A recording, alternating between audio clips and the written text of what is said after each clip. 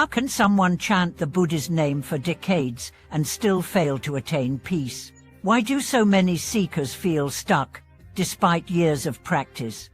Welcome back to the channel, my friends.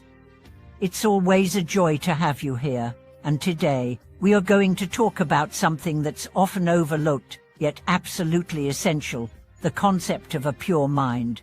If you've ever found yourself questioning why your spiritual efforts don't yield the transformation you hoped for, you're not alone. And today's deep dive might just be the turning point you've been waiting for. Let's set the stage with two key insights we'll explore. First, why the clarity and purity of our mind are more important than the number of scriptures we recite, and second, how to recognize and remove the subtle pollutants that silently obstruct our path toward spiritual freedom. The truth is, we live in a world full of chaos, both external and internal. It's not just about noise on the streets or distractions on our phones. It's about the mental clutter we carry daily, desires we haven't examined, grudges we haven't released, fears we haven't understood. And amidst all this, we tell ourselves we are practicing. We chant, we bow, we study. But the mind is still restless. What does that tell us? It tells us that something essential is missing.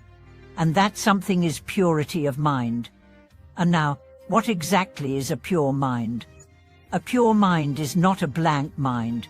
It's not about suppressing thoughts or forcing silence. A pure mind is a mind free from attachment, from ego, from the invisible stains of greed, anger, and delusion. It is a mind that, no matter what arises, remains centered, clear, and untainted. Let me share with you a powerful teaching from one of the great elders of our tradition.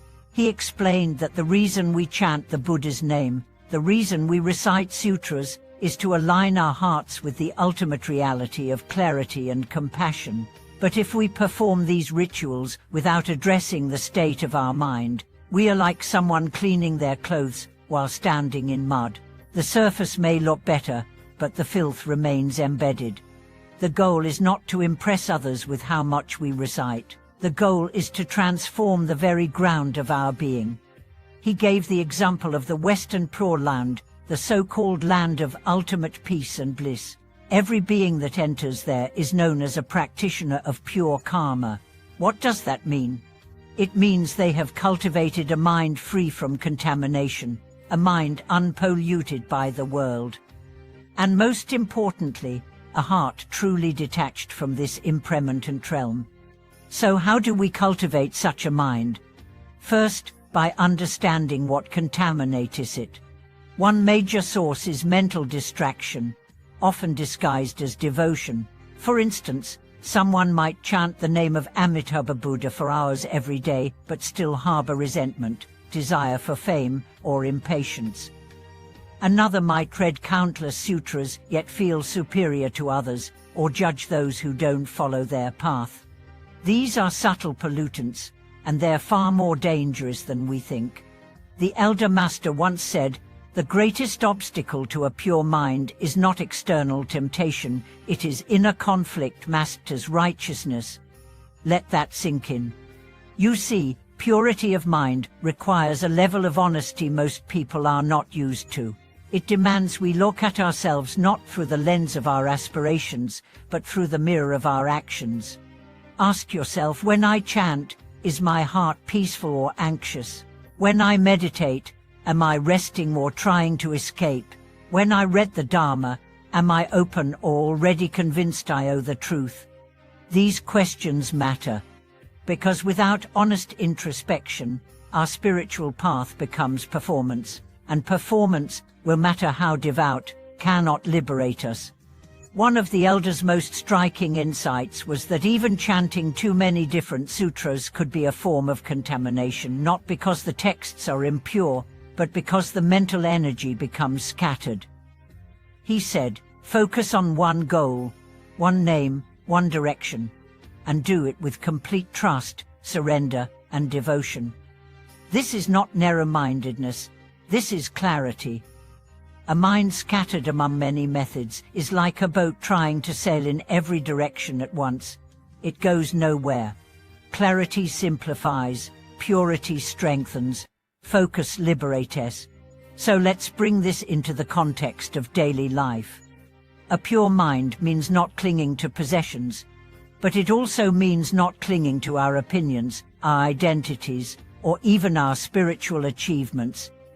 It means letting go completely and joyfully. It means choosing silence over argument, presence over distraction, kindness over being right. It means walking through a chaotic world with a heart that remains untouched by greed, hatred, or fear. The Elder Master reminded us that even worldly success, if it leads to pride or desire, can taint the mind. On the other hand, even poverty, if met with gratitude and simplicity, can nurture purity. He pointed to the example of the Buddha himself, a prince who left everything behind, not because wealth was evil, but because he realized that attachment to anything, however beautiful, stains the soul. That's why he lived under trees. That's why he embraced uncertainty. That's why his smile carried the fragrance of liberation.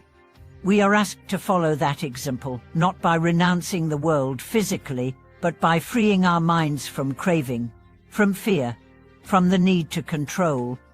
A pure mind is light. It floats, it doesn't cling, and because of that, it can fly. The Elder emphasized the power of no residue. The pure mind leaves no residue after thoughts pass, no bitterness, no obsession, no longing, just presence.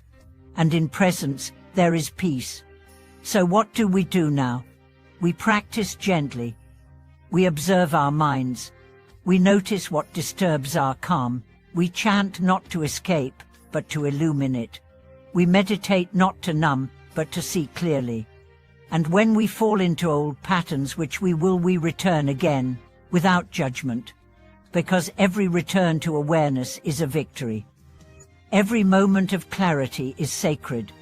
The Elder concluded many of his teachings with a quiet reminder. If your mind is pure, your world is pure. If your heart is free, your path is clear. That's what we are called to live. And friends, I want to speak to you directly now. If you've been struggling to find peace, to feel progress, to reconnect with your practice, maybe it's not about doing more. Maybe it's about doing less, with more depth. Maybe it's not about trying harder, but surrendering more fully. Let go, breathe, trust, and let your practice become a river, not a checklist. Thank you for watching this video. If today's reflection resonated with you, I'd love to hear your thoughts. What's helped you purify your mind? What challenges have you faced along the way? Please like, subscribe, and leave a comment. Your stories inspire others more than you know, and your presence here supports our mission of spreading timeless wisdom to a world that deeply needs it. Until next time, may your mind be clear, your heart be open, and your path be bright.